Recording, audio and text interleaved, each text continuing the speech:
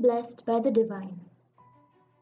When one thinks of this vast universe, one's mind expands, takes the shape of the universe, and becomes even larger than the universe.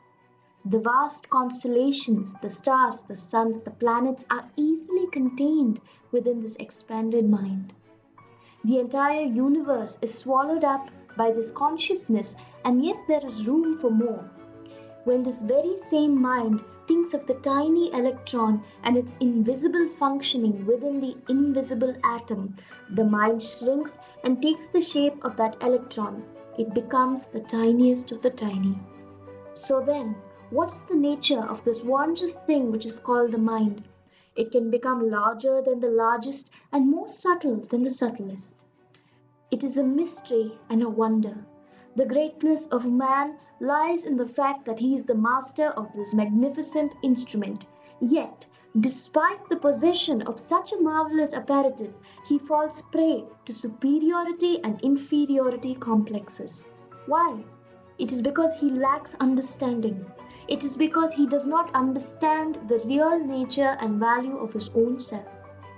In the scientific computer age, it is an accepted fact that all the various appearances, the entire galaxy of forms and names are merely associations of atoms. The atoms themselves are nothing but associations of energy particles. Energy, in turn, is only manifested truth. Truth is the static or primordial state of energy. When energy particles are associated, they take on an appearance which is recognized as a form and is identified with a name. Here, from the smallest particle up to the greatest mass, the functioning of consciousness remains limited to the first stage, that is pattern, precision, and regularity. When inorganic form becomes an organism and acquires the ability of sensing, the second stage of consciousness, that is cognition, experience, and discrimination, emerges and starts functioning. When organic life develops further, consciousness blossoms forth as the sixth sense in man. This is the evolutionary process wherein the truth, passing through the stages of energy and mass, manifesting itself in various stages of consciousness, can be designated as being, becoming, and knowing. The absolute, static, or primordial state is being.